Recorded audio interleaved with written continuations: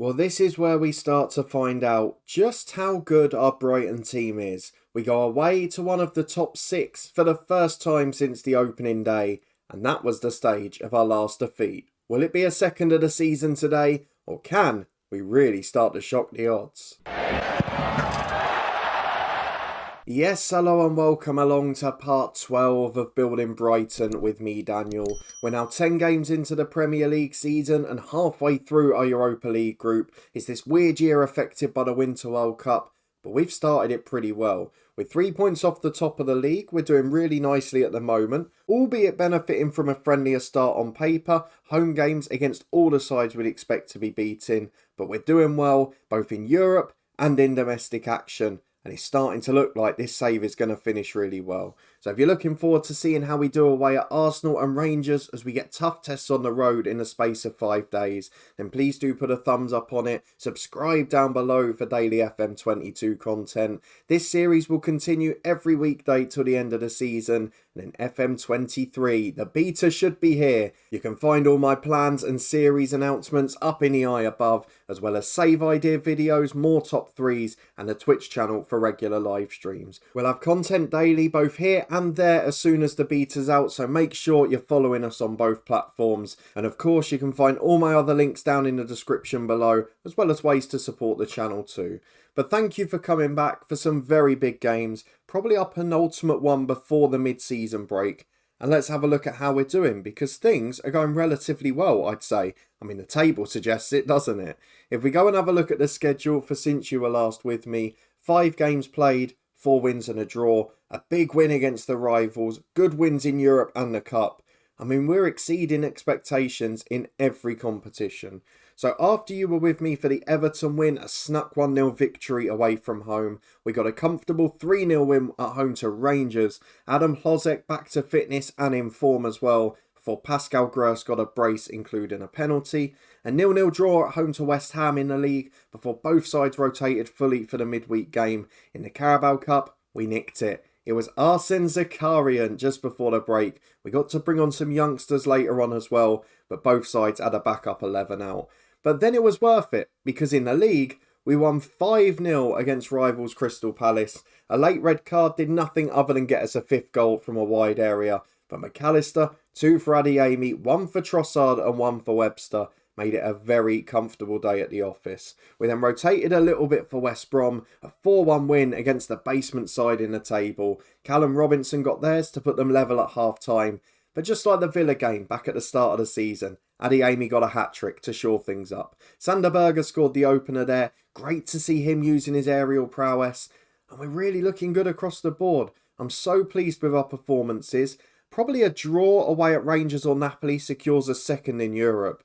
And going into the winter break, if we can stay in the top sort of 6 of the Premier League, albeit with the games away at Liverpool and Arsenal, and if we can get through in Europe, I think it's job done. We do need to have a touch of realism about what's going to meet us after though, because we've got 3 successive games just after the winter break. Liverpool away in the Cup and then City and Chelsea back to back in the league. We've got spells later in the season where we face City and United back to back, Liverpool and Arsenal in the space of a week.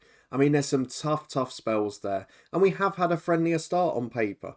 We've got to bear in mind, we haven't played Chelsea, we haven't played City and won't have before we get to the winter break.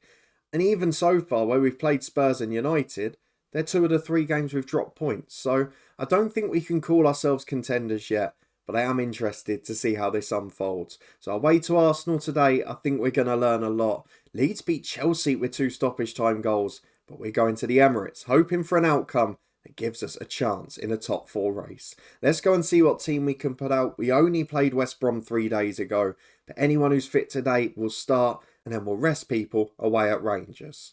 Right then, one slight fitness gamble being taken, which is going to be Lewis Dunk, the man who was wanted by Spurs for most of the summer.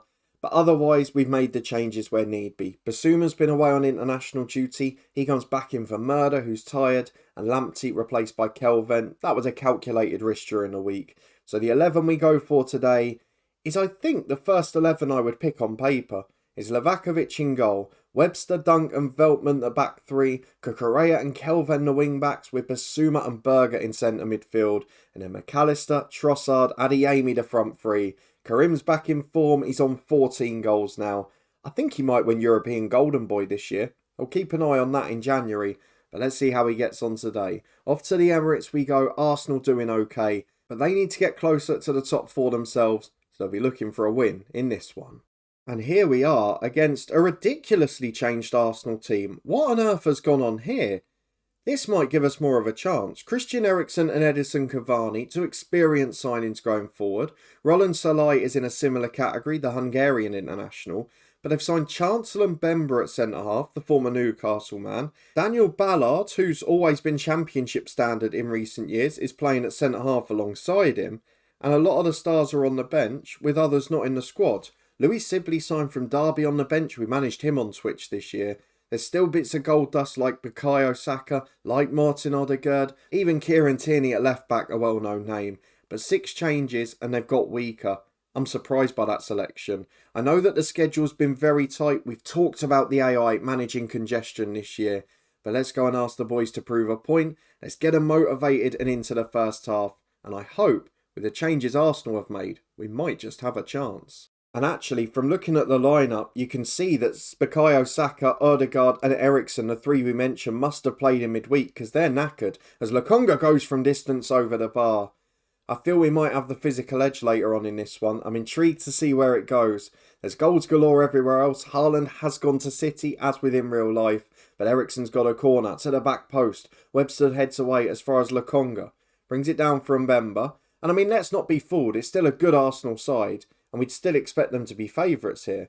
But I was just surprised by the selection and how many they've signed. Mbemba finds Eriksen, through to Saka, 1-on-1, must score. And one of the originals they've kept in is set up by another. Saka, set up by Eriksen, is 1-0. 2 of the 3 that played in midweek. Doesn't matter if they're only on half a game if they play like that. And to be honest, as we approach half time, it's been a really poor game. Cucurella is having a terrible one. He's being run around by Saka. We've got Dunk struggling at centre-half, probably physically more than anything. So let's just go and get into it. I think we just want to hold the score down now, because with Rangers on Thursday night, we can rotate a bit and hopefully do our job in Europe. But this is why I said we've had a friendlier start. We've played a lot of bottom half teams at home in the league. And away from home, when we play these big boys, it's not always quite so easy, is it? As Erdegaard goes over the top. Good chase through, but Lavakovic, off his line quick, gets there and distributes well to Dunk. As Webster, wide to Cucurella. Can he get on the front foot this half? That's appalling. Runs into Saka. It's through to Cavani. It's going to hit the post. It should have been 2 and it might yet be. What on earth are they doing in their own box? Saka's got it again to Bellerin. He's come back from loan successfully in this one. As Lokonga gets it wide to him again and Saka. Giving Cucurella an absolute mauling out there. I'm going to have to drop him to a support duty for now. And maybe we think about Solly March. But I don't think defensively he's going to help. So we're back just over 10 minutes into the second half. As we're playing out from the back with Dunk and Webster. Cucurella gets it on the left. He is knackered, so we might take him off in a minute. But he's just produced a through ball. Tierney plays Adeyemi on. And Ramsdale saves it. Normally so reliable from that range. Unfortunately not this time. We'll keep an eye on subs. Cucurella will be the first one off. But who will go with him? As McAllister's corner. To the back post to Sanderberger. Oh, he's hit the post. The clearance hits Adeyemi and bounces out. A massive leap from the centre midfielder. But he couldn't quite put it in. It stays 1-0. We probably deserved the goal there. And worryingly, Karim Adeyemi is knackered. We're going to try and get him through as much as possible. As Solly March will come on at left back. We're also going to bring on... Oh, I'm looking at Trossard and McAllister, but we've not got Zakarian on the bench. So I'm going to leave it for now. 2 more subs to go.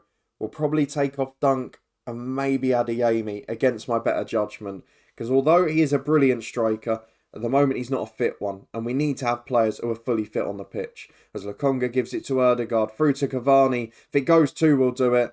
I think it might have been offside. The flag goes up. So I'm hopeful that that means we're going to get a reprieve here. VAR checks. Goal disallowed. It stays 1-0.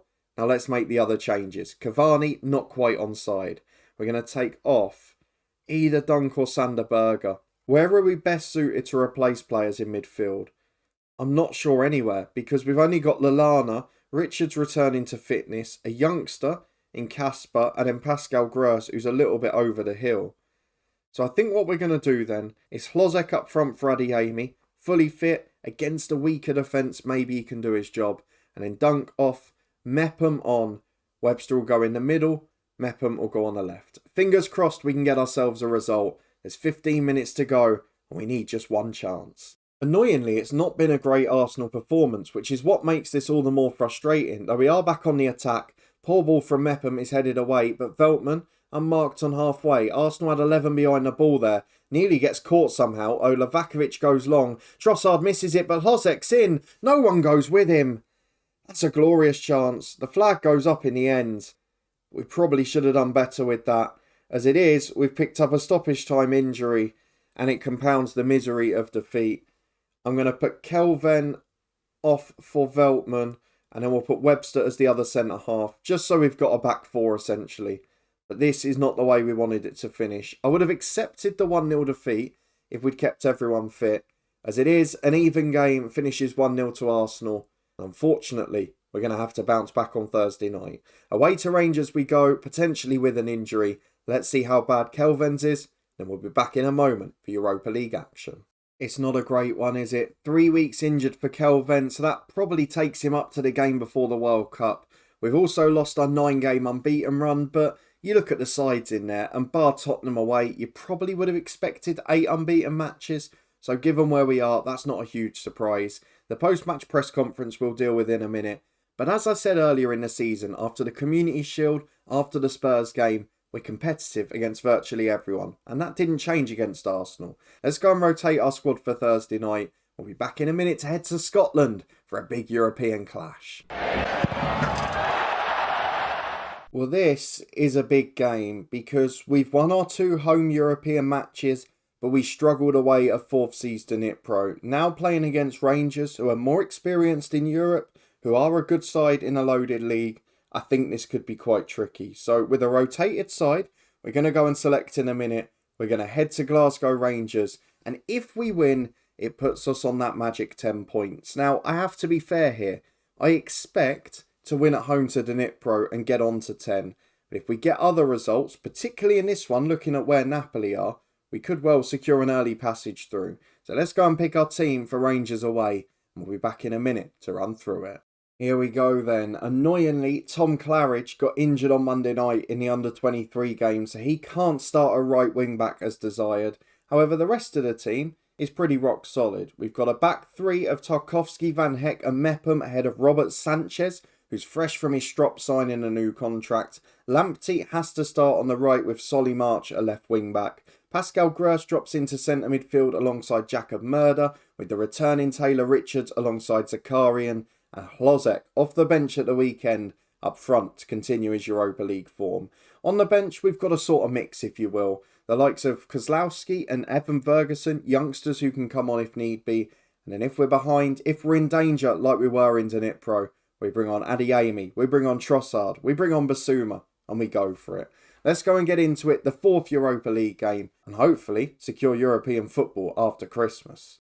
And maybe this is the benefit we have. 11 changes for us, 3 for Rangers. Joe Aribo comes back in. He's been a troublemaker throughout this group stage. So let's ask the lads to prove a point. As it stands, they're beating Napoli to 2nd place, as are we. And Napoli are in a loaded Italian league. I'm not sure why they're struggling so much. But let's ask the lads to get going. We're going to put Tarkowski as a ball-playing defender. Just protect our shape as much as possible. And as we get through to the dressing room, we've got the lads motivated. Now let's head in to the first half. And we're back very early on this occasion as the ball's given away by Solly March from the throw-in. All the way back to McLaughlin in a Rangers goal and out to Hollander. We'll see how many new faces are in this side. Don't recognise the left back, but it's up to Aribo. One who left in the summer, of course. Former Reading midfielder alongside him, and it's out to Consalves on the right. We saw in our Motherwell stream save recently, Celtic and Rangers get a lot of money at the end of the first couple of years. And the same has happened in this one. As it's out to the left again, they look fairly confident in possession. Klassen picks it up left wing. Space and time, and they go back to the keeper for a 3rd time. Why are we watching all of this? It's either going to lead to goal of the season or a waste of a lot of time as Tavernier storms down the right. Something we've become very used to in their famous Europa League run last year, to Klassen at the back stick who heads over the bar. And that was 90 seconds of relentless Rangers pressure. Great start from them, loads of possession, but now we're on the front foot though. Tavernier mops up quickly and it's back to McLaughlin in goal. Rangers out down the left again. Lamptey forces them backwards, but they're still keeping it. They've got the extra man at the back and it's starting to show here. They're dominating the wide areas, they're keeping the ball, and they look experienced in European competition. As here is Klassen to Aribo. Forced back to Kamara and Kent. Lovely football, but not really going anywhere just yet. Looks like we're going to see lots of long passing moves from them as Klassen gets it for a third time. I wish we could come back a little later in these highlights. I don't feel the need to see all this build-up. Goldson, the former Brighton man, into midfield, through to Aribo. It's missed by the defender. Oh, it's a shocking error from Van Heck. Aribo's in. We're going to drop to balance because we're getting Kane on the counter. But this is exactly what happened away in Ukraine. The same sort of result and the same sort of start. We're back again with a Rangers free kick, which Ryan Kent puts into the box. Goldson and Mark cuts it back to Aribo. It's so identical. I don't know what the big difference is home and away to us, but at home we've been very comfortable. You saw the Napoli game.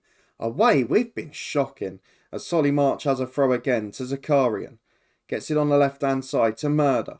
Up to Gross. Falls backwards towards Mepham. Keeps the ball again.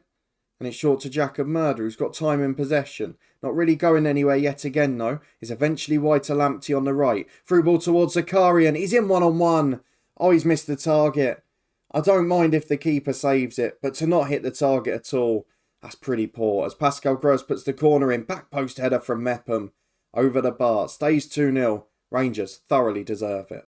Well, with Napoli winning in the other game as well, it looks like from the bench today we'll be using the game savers rather than the youngsters. Lamptey loses out in the challenge again. And Rangers, they're dominating us. Absolutely dominating. Nothing really created by us yet, just the one missed chance from Zakarian as Tarkowski intercepts the ball at the back to Van Heck. He was at fault for the first as Mepham brings the ball out under no pressure at all. And it's wide to Solly March, but they don't seem to have options. March forced backwards again. Mepham holds it up, got men inside of him, up towards Taylor Richards, who's not had a great return from injury. March gets it inside to Lozek, inside to Pascal Gross, to Richards, through to Zakarian, has to score this time. Oh, it's off the line, beats the keeper. It took a slight deflection off Alanda, and the second defender sweeping behind him, gets it behind for a corner kick. Pascal Gross delivers, Mepham is up, header straight at McLaughlin. Oh, it's been such a frustrating half of football. We are coming back into the game, but we can't say we deserve a result. So let's go and give these lads a big kick up the backside. We'll be back in a minute for the second half. Tactical changes definitely needed. We asked the lads to prove a point. Let's see what subs we can go and make. Taylor Richards has got to be the first one on. And then Adeyemi's got to be not far behind him. So Plozek off, Adeyemi on. He's had a poor game anyway. Taylor Richards will swap with Basuma, I think. We'll push Gross up alongside Zakarian. And in box to box will be Vesma Suma. And then at left back, I'm going to bring on Kukurea as the wing back. And off goes Solly March. 3 big changes. We're going aggressive. Let's get back to positive. Let's get on the front foot. And hope our 3-star men make a difference. And just like the last away game, we're back immediately in possession at the start of the second half. Tarkowski into Jacob Murder and Zakarian. Overlap from Kukurea, but goes right to Gross. He does find Kukurea. In he goes, cuts back. He's forced to the edge to Murder. It's blocked the first time. And the second one goes in for his first goal of the year. Mark Kukurea makes an instant impact. Gross, our best player in the first half. More advanced, playing those decisive through passes. And now it's 2-1. We're back on the front foot. And we've got 35 minutes to get an equaliser. Then you consider a point a good result. But can we find it? Napoli have doubled their lead and Rangers are up the other end. Kent's corner, free header Aribo. We've got to do better than that. Let's encourage the lads now with half the deficit. Can we find that crucial second goal? Gonçalves throws in from the right. The crucial thing is that we don't let another one in as Kent goes left to his fullback. Inside to centre midfield. A lot of players on bookings for them here, but they're keeping that dominance out wide. Lamptey closing down, can't do enough with it. Aribo into Klassen, it's a great curling effort. And Victor Klassen makes it 3-1. We're in big trouble now. Do we get another 2 subs? We don't. So we're just going to have to suffer. I'm going to go attacking and see if we get a response. Well, this has really not been a good performance. There's 7 minutes on the clock and Rangers have managed it professionally. Away from home in Europe has definitely been a problem from us. It's the only time we've looked really poor defensively as well. And Van Heck today, not had the best game, but apparently the best of the back three, as Mepham gets it inside to Jack and Murder. 5-yard pass straight to Gonçalves. It's terrible. Gonçalves gets down the right, chance to cross. To the back post, Sanchez holds. But we can't give the ball away like that. We can have absolutely no complaints. We've got Adeyemi on at half time, not giving him one sniff at goal. And we know all we've got to do is get it in behind to him. As Tarkowski finds Gross, he does exactly that. Through to Adeyemi, who's one-on-one. Does he make the mistake? He does. McLaughlin saves, but it was a pretty nice height for him in truth. So that's the last chance gone begging. If we'd scored that, I think maybe we could have had a grandstand finish. And who would have thought it? Back-to-back defeats, and it includes Glasgow Rangers, as Sanchez gets the ball out to Mepham. Finds Cucurella. 2 minutes of stoppage time left. Anything now? Probably a consolation, to be honest. As Van Heck, out to the right-hand side. Lamptey gets it. Chance to take on his man. He might as well. Finds Basuma. Nice touch towards Adeyemi. This time he does score. 3-2. Keeps his run going for the golden boot. With 90 seconds left, I think it's too late. It is too late. The goal difference improves though. We've got a better head-to-head than Rangers. But I don't know if it's going to come to that. Napoli away is going to be tricky as well. A home to Dnipro will become a must-win. So as you can see, we're not in the worst position at the moment. If we keep Napoli to less than 3-0 away from home, we'll be above them on head-to-head. If Rangers then beat Dnipro, they've won the group. And then all we have to do is hope Rangers get a result against Napoli while we win against the Ukrainians. However, it's going to be much trickier than that. So I'd like to get a draw away in Naples, and maybe we can, based on what we saw in the home game. But that's going to be quite tricky, because a backup team is going to go there. And maybe we fall into the Europa Conference. Either way though, something good has come today. We're wrapped up Europa Conference football. So we will have Europe after Christmas. It's now just about which competition. Let's go and continue through to the schedule and see when we're next going to be back. Well, I think we're going to leave it flexible as 2 of the last 3 games before the Winter World Cup that we're going to be back for. If we lose at Napoli, we'll come back for the Europa League game and Liverpool, because that's then going to take on a whole new significance. If we do get through before the Dnipro game, or we are in a good position after Napoli away, then we'll come back for Liverpool and Southampton. But our last 3 Premier League games before the winter break are all away from home. So either way, based on our form this season, that is where we're going to have a bit more trouble. Despite the back-to-back defeats though, I'm fairly happy with where we are. Let me know in the comments what you think and where we're going to finish this year and what European competition we're going to be in at the end of the group stages. If you want to stay up to date and you did enjoy this one, then please do add a thumbs up and subscribe for daily FM22 content. This will be back every weekday until the end of the season. And then it's over to FM23. The links to my plans are up in the eye above. Check it out and see what we're going to be doing when the beta's released. You can also find up there some save ideas from different top 3s and the Twitch channel for regular live content. Come and follow us over there and on all the other platforms which you can find down in the description. There's also ways there you can support the channel too. But important we go into the winter break in some vein of decent form. But overall, it's been a brilliant start to the season. I'm looking forward to the rest of it with Brighton. Some of my FM23 save ideas are above my head now. Hopefully it gives you a bit of inspiration, and I'll see you back next time to see if we can get through in Europe.